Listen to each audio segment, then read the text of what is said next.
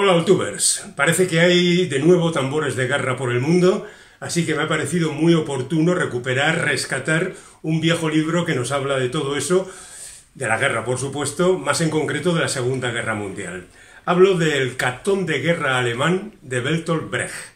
Quizá a estas alturas el nombre de Bertolt Brecht no signifique demasiado, pero para los de mi generación Bertolt Brecht era un poco la representación del antimilitarismo, de las posturas de izquierda, del enfrentamiento al nazismo, a todos los fascismos. Era el tipo al que todos queríamos tener como amigo. Y además leíamos sus libros y todo lo demás. Y veíamos sus obras de teatro cuando eran representadas, porque fundamentalmente él fue un dramaturgo. Pero también escribió poemas y muchas de sus obras teatrales eran musicales, de manera que hacía canciones. Bueno, él hacía los textos de las canciones y luego gente como Kurt Weill, por ejemplo, le ponía la música. Y bueno, pues creo que conviene a estas alturas reflexionar un poquito sobre la situación actual y creo que aquí, en este libro contiene un montón de poemas y de canciones de Bertolt Brecht. Lo que pasa es que entre ellas está el Catón de Guerra, que es el que vamos a revisar. Son textos muy breves, la mayor parte de ellos, y bueno, son de este tipo, por ejemplo. Para los de arriba, hablar de comida es bajo, y se comprende porque ya han comido. Los de abajo tienen que irse del mundo sin saber lo que es comer buena carne. Para pensar de dónde vienen y a dónde van, en las noches hermosas están demasiado cansados. Todavía no han visto el vasto mar y la montaña cuando ya su tiempo ha pasado. Si los que viven abajo no piensan en la vida de abajo, jamás subirán. Este es un ejemplo, los hay todavía más breves y hay algunos más largos. Llama el pintor de brocha gorda a Hitler, lo ridiculiza, pero en realidad está hablando de asuntos muy, muy serios. Y en realidad todo el libro, que coge fragmentos de sus obras, viene a ser un repaso de su ideología y de su forma de ver las cosas. Es curioso porque Eugen Bertolt Friedrich Brecht, que siempre fue un hombre de izquierdas, jamás militó en el Partido Comunista, por poner un ejemplo.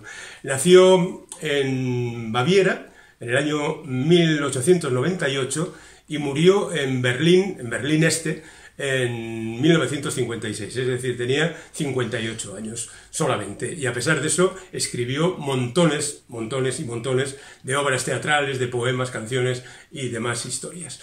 Es verdad que ya empezó a destacar en el instituto cuando comentó, criticando seriamente, aquella vieja frase de Horacio que decía «Dulce decorum est pro patria mori». Dulce y decoroso es morir por la patria. Él decía que no tenía ningún interés y que en consecuencia no le parecía oportuno. Hubo problemas, pero bueno, al final el hombre siguió adelante. Y allí conoció ya a algunas de las personas con las que iba después a salir adelante con trabajos como, por ejemplo, Caspar Hauser, que fue un decorador que le acompañó prácticamente toda su vida. Allí entró en contacto con Erwin, cuando estaba en el instituto, o nada más salir, con Erwin Piscator, que es uno de los nombres míticos del teatro, y después acabaría juntándose a los representantes del teatro épico, que él cambió la denominación por dialéctico. En principio no parece que épico y dialéctico estén en la misma línea, pero bueno, también hay otras cosas de Bertolt Brecht, como el distanciamiento brechtiano, que en principio no es exactamente un distanciamiento, sino un entrar dentro de la obra, romper la cuarta pared, enfrentarse al público y demás. Pero él hizo su propia terminología y ahí está. Y la verdad es que hizo mucho. Su primera obra, digamos, profesional fue Baal, después Tambores en la noche, Línea de conducta, La boda de los pequeños burgueses, que es una obra bastante conocida, La excepción y la regla, una ópera, Mahogany. Aquí se contienen algunos de los textos de esa ópera, la ópera de 4/4, que fue un auténtico éxito y de la que después se han hecho muchas versiones. Por ejemplo, a esta obra corresponde Máquina Baja, Kurt Weill era el compositor. No trabajó mucho con él, pero quedaron para la historia algunos de sus trabajos. Lo cierto es que la cosa se puso muy difícil y que al día siguiente del incendio del Reichstag, en 1933, salió pitando en dirección a los países del norte de Europa, donde estuvo algún tiempo. Al final acabó en Hollywood en el año 41. Allí no le trataron excesivamente bien. De hecho, solo una película tiene acreditada su participación en el guión, que es Los verdugos también mueren, de su compatriota Fritz Lang. Y lo cierto es que el Comité de Actividades Antiamericanas lo enfiló y al día siguiente de declarar ante el comité, y no delatar a nadie, por supuesto, se volvió a Europa, acabó en Berlín Este y murió con 58 años porque tuvo una complicación con una neumonía, y hay quien dice que incluso alguien participó en la muerte de Bertolt Brecht porque se había convertido en alguien molesto para todos los bandos. Tras la muerte de Stalin no sabían muy bien qué hacer en la Unión Soviética y bueno, quizá Bertolt Brecht pagara el pato de todo esto, pero como no está confirmado, lo dejamos ahí. Leamos algún otro fragmento de este catón de guerra. Cuando los de arriba hablan de paz, el pueblo ya no sabe que habrá guerra. Cuando los de arriba maldicen la guerra, ya están escritas las hojas de movilización. Los de arriba se han reunido en una sala. Hombre de la calle, abandona toda esperanza. Los gobiernos firman pactos de no agresión. Hombre pequeño, escribe tu testamento. Y así durante un montón de páginas que nos ponen los pelos de punta. Los de arriba dicen, este es el camino de la gloria. Los de abajo dicen, este es el camino de la tumba. La guerra que vendrá no es la primera, hubo otras guerras. Al final de la última hubo vencedores y vencidos. Entre los vencidos, el pueblo llano pasaba hambre. Entre los vencedores, el pueblo llano la pasaba también. Bueno, alguien debería repartir este libro entre algunos de los dirigentes actuales que mandan a la gente a la guerra con una tranquilidad y un desparpajo verdaderamente tremendo. En el momento de marchar, muchos no saben que su enemigo marcha al frente de ellos. La voz que les manda es la voz de su enemigo. Quien habla del enemigo, él mismo es enemigo. Y así hasta terminar. Hay aquí un poema que se convirtió en una canción muy conocida en su momento. General, tu tanque es más fuerte que un coche. Arrasa un bosque y aplasta 100 hombres. Pero tiene un defecto. Necesita un conductor. General, tu bombardero es poderoso. Vuela más rápido que la tormenta y carga más que un elefante. Pero tiene un defecto. Necesita un piloto. General, el hombre es muy útil, puede volar y puede matar, pero tiene un defecto, puede pensar. Bueno, en fin, igual no todos.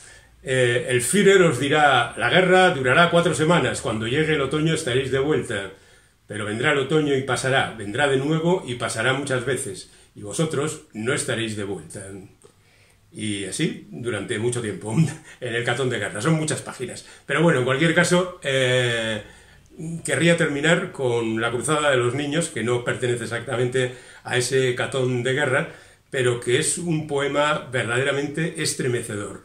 Así que leeré el principio y el final, porque es un poema bastante largo, ¿vale? En Polonia, en el año 39, se libró una batalla muy sangrienta que convirtió en ruinas y desiertos las ciudades y aldeas. Allí perdió la hermana al hermano y la mujer al marido soldado, y entre fuego y escombros a sus padres los hijos no encontraron. No llegaba ya nada de Polonia, ni noticias ni cartas, pero una extraña historia en los países del este circulaba. La contaban en una gran ciudad y al contarlo nevaba. Hablaba de unos niños que en Polonia partieron en cruzada. Por los caminos en rebaño hambriento los niños avanzaban. Se les iban uniendo muchos otros al cruzar las aldeas bombardeadas. Y luego hace un retrato de cada uno de los niños, y este es el final. Por lo que fue el sureste de Polonia, bajo una gran tormenta entre la nieve, de los 50 niños las noticias se pierden. Con los ojos cerrados dentro de mí los veo como vagan de una casa en ruinas a otra bombardeada. Por encima de ellos, entre nubes, caravanas inmensas penosamente avanzan contra el viento y sin patria ni meta. Van buscando un país donde haya paz, sin incendios ni truenos, tan diferente a aquel de donde vienen, y unidas forman un cortejo inmenso. Y al caer el ocaso ya sus caras no parecen iguales. Ahora veo caras de otros niños, españoles, franceses, orientales, y en aquel mes de enero en Polonia encontraron un pobre perro flaco que llevaba un cartel de cartón al cuello atado. Decía, socorrednos, perdimos el camino. Este perro os traerá, somos 55. Si no podéis venir, dejad de continuar. No le matéis, solo él conoce este lugar. Era letra de niño y campesinos quienes la leyeron. Ha pasado 1 año y medio desde entonces, desde que hallaron muerto de hambre a un perro.